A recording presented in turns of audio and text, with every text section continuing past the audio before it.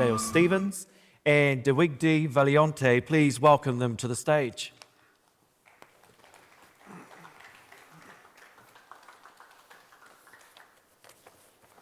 Nice to see you again, Diwigdi, and of course Dale. We've got a really good glimpse of Māori tourism in Aotearoa, New Zealand. So I'd just like to spend a little bit of time, Diwigdi, understanding what Indigenous tourism looks like in Panama.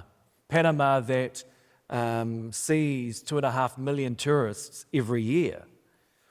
But tell us, what does that mean for Indigenous tourism?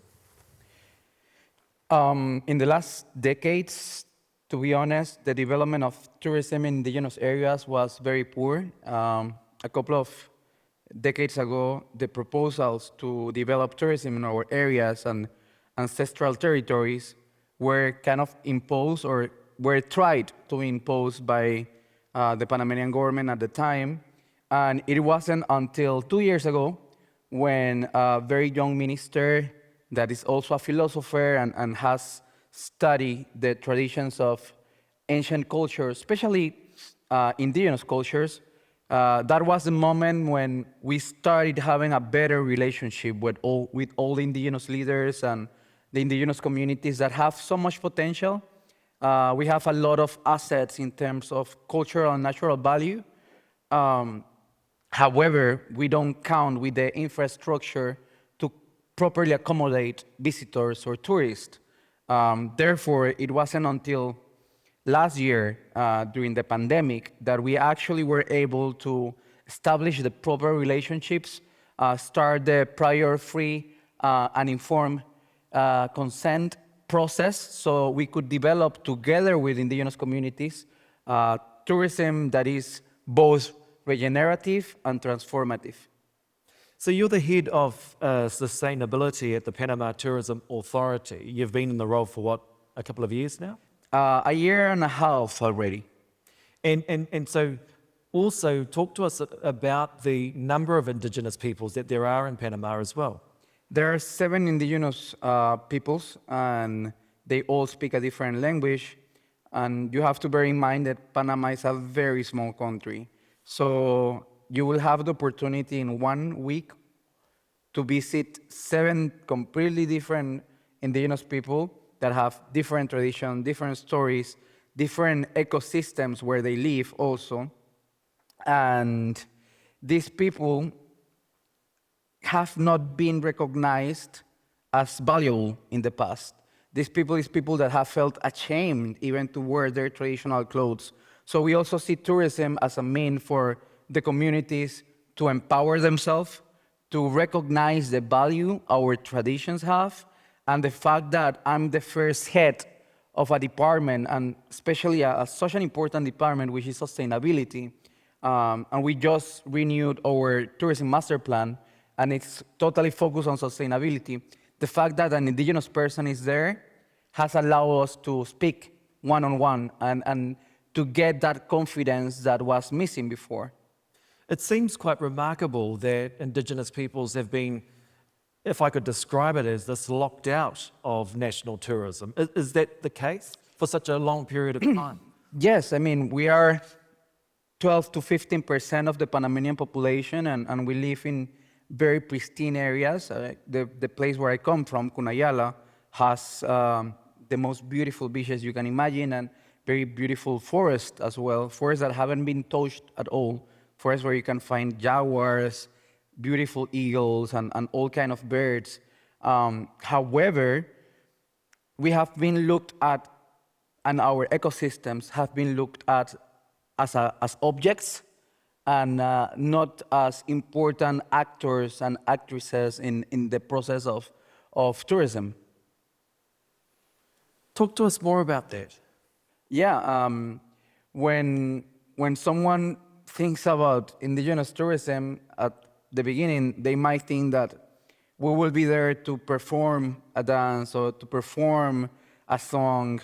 However, what we are trying to do is give meaning and explain the meaning of our dances and traditions and songs.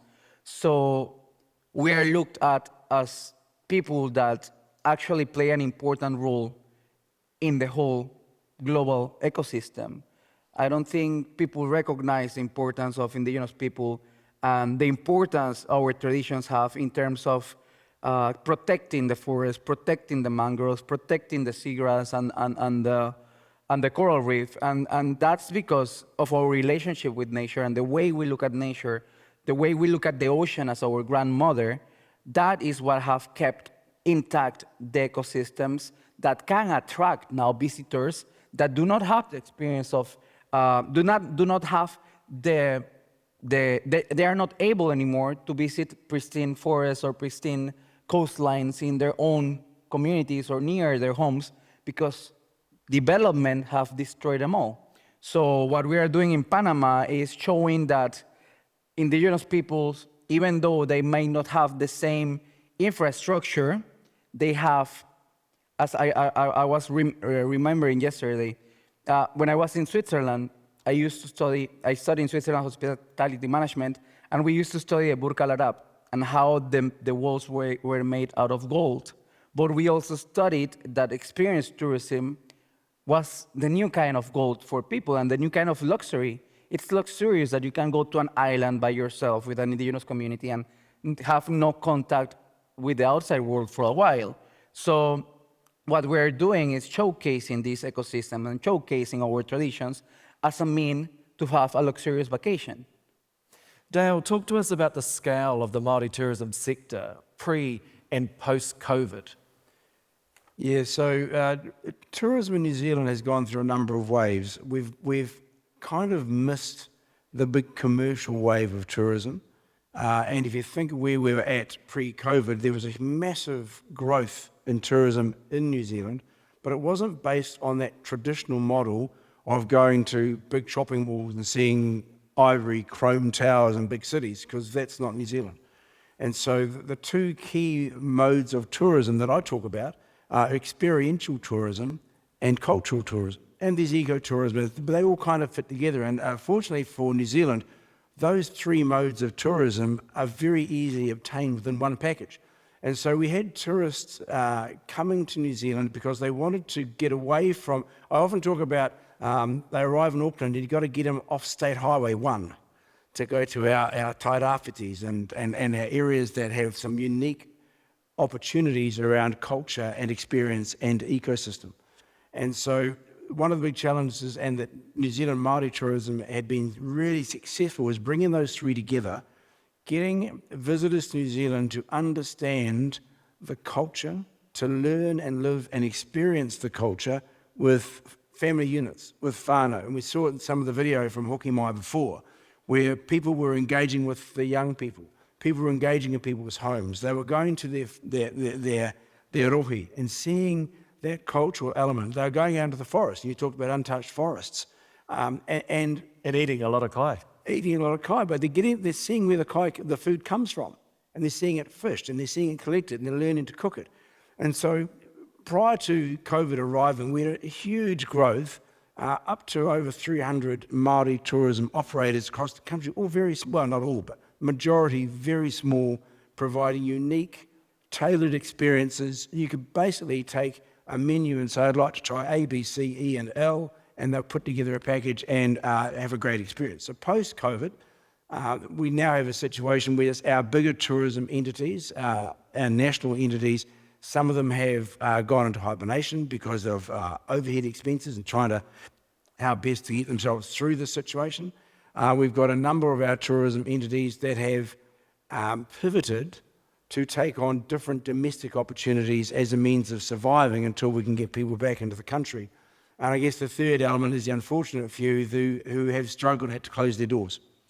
What we've done in this period of the last 20 months, we've put quite a bit of effort into looking at refreshing the offering by and for Māori. When I say by and for Māori, because it's creating the opportunity for us to look really closely, and we'd made a number of assumptions because of the rapid growth. So the idea was to look really closely at it and go, okay, what is really those key turning points for Māori? Where are the real gold nuggets that we can use so that when the tourism sector comes back online, Māori are best positioned to make the most of that. when we look at organisations like the Tourism Industry Association of Aotearoa, we look at Tourism New Zealand, which is the marketing arm, they are in a different space to us. Māori tourism is about engaging with Māori and empowering Māori to tell those stories. And we've talked at this conference about telling the stories. It's actually those stories in situ, in a very personal situation that makes the experience so full. So for us, for Māori going forward, we're just making sure that we're really buckling down and getting to the gist of that. And in fact, we've employed a couple of people within Māori tourism to make sure that our tikanga across the sector is where it should be, that our stories are where they should be, that our people are understanding that service mentality, the ethos around manaakitanga, we all get that, but each culture that comes to New Zealand has a different expectation. So how do we best tailor our offering to each of the cultures that comes in? Diwigdi, I'm interested to know about the impact of the pandemic on your work.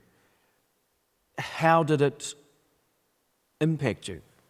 Well, in Panama, which is a country that it's very international and has many corporations, and the Panama Canal, of course, we were heavily affected, especially the tourism sector, because there was a movement in general, like everyone was restricted to their own countries and their own cities, and the indigenous groups that were heavily dependent on tourism were the most affected because, for example, some people or some groups have huge numbers of tourists arriving to their communities because they come from cruise ships. And the cruise ships, of course, were not working. So those that were heavily reliant on cruise ships were the most affected, not also because they didn't have visitors, but also because they relied so much on the tourism that they were not keeping their crops or fishing or keeping their own lifestyle as it was our tradition. So we realized that depending 100% on tourism is not the correct way either.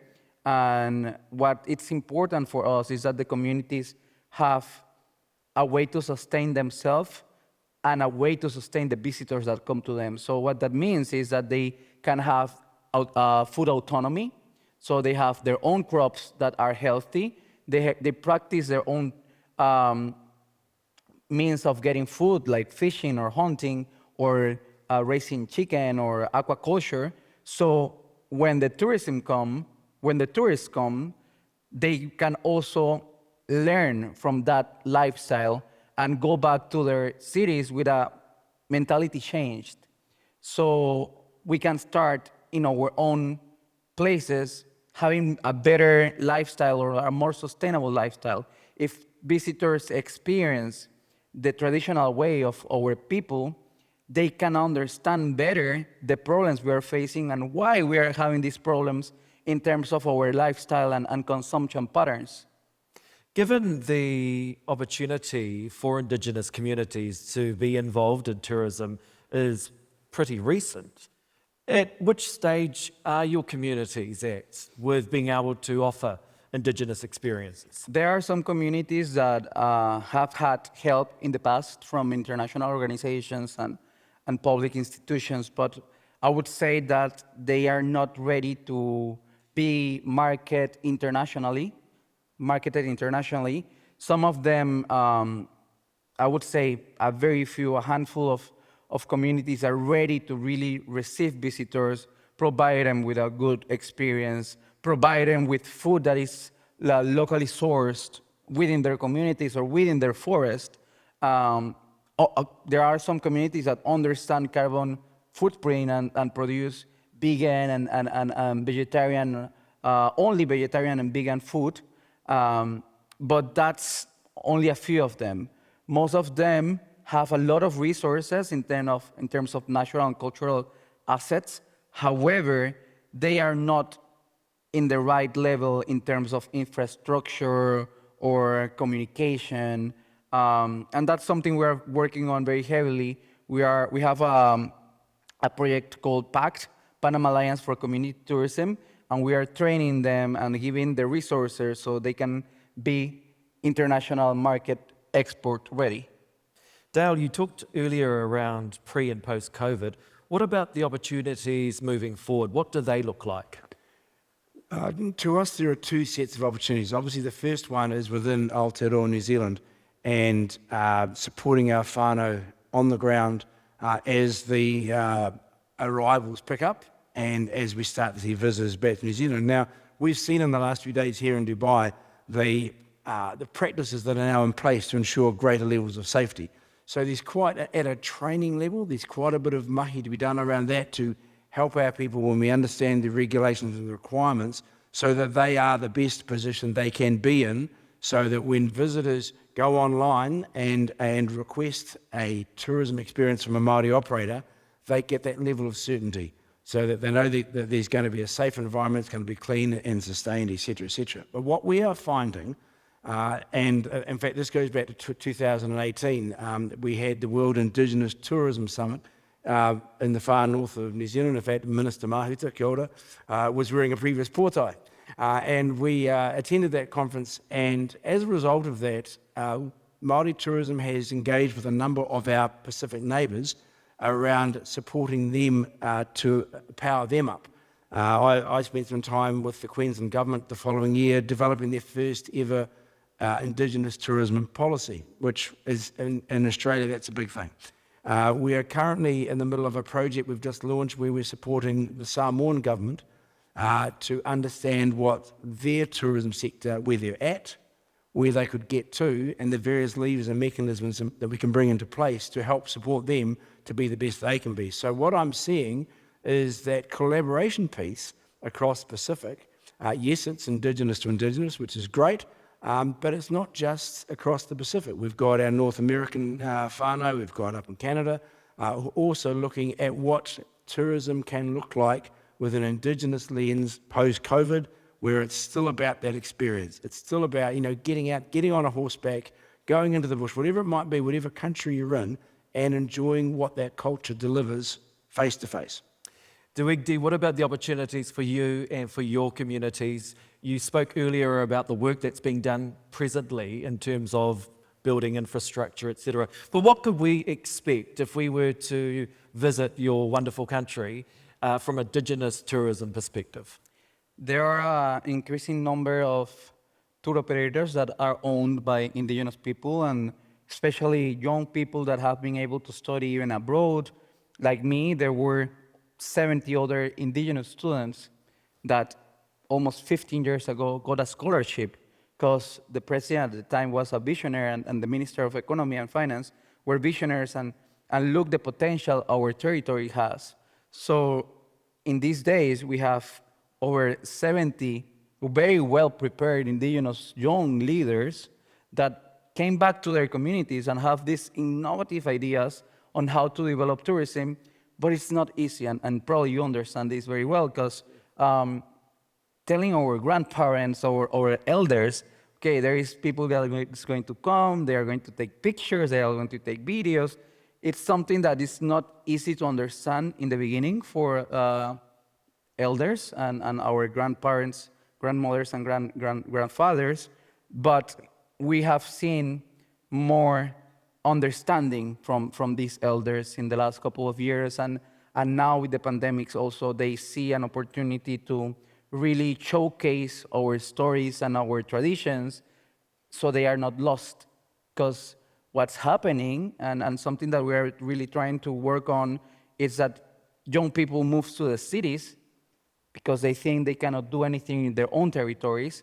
And during the pandemic, most of them went back to their territories because they didn't have work or any aid in the cities. And when they went back to the islands, they realized that they had everything there. They had fish, they had their crops, there was no COVID even.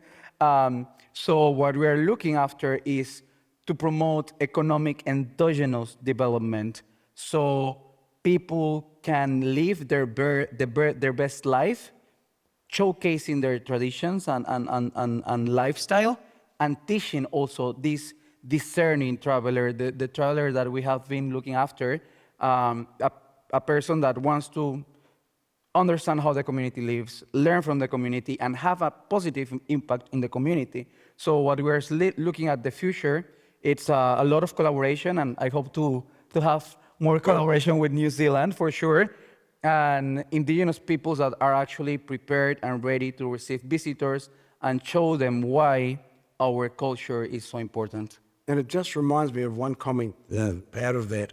We need, as a sector globally, to be very aware of cultural complacency.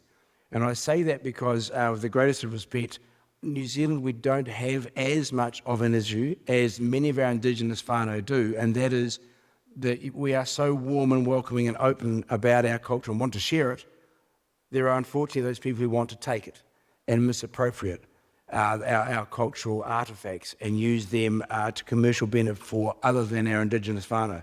So all of this I absolutely agree with, but we need to just keep a weather eye on protecting what is rightfully ours and share it in our most appropriate way with all the aroha we have, but let's not just lay down and let that special uniqueness of tourism be taken from us. Dale, just very quickly, and I know we're out of time, but just very quickly, do you expect to see the pre-COVID numbers that we used to have? Yes, I do. And I'm commenting here on behalf of New Zealand because I think the world is waking up to the issue of safety and cleanliness. New Zealand, 3 rocks at the bottom of the world, well isolated, known for being pristine and clean and safe and a lovely place to come to. I think it will become even more of a destination, which puts the onus on us to make even more effort to make sure that they're getting quality from our people, they're getting good service, they're getting full manaaki, and they have that experience. Not just the great postcards, but the great experience. What a great note to end our discussion. Dale Stevens, the Chair of New Zealand Māori Tourism, and Diwigdi Valiente, Head of Sustainability, Panama Tourism Authority. Tēnā kōrua. Thank you both very much. Ngā mihi. O mai te paki paki.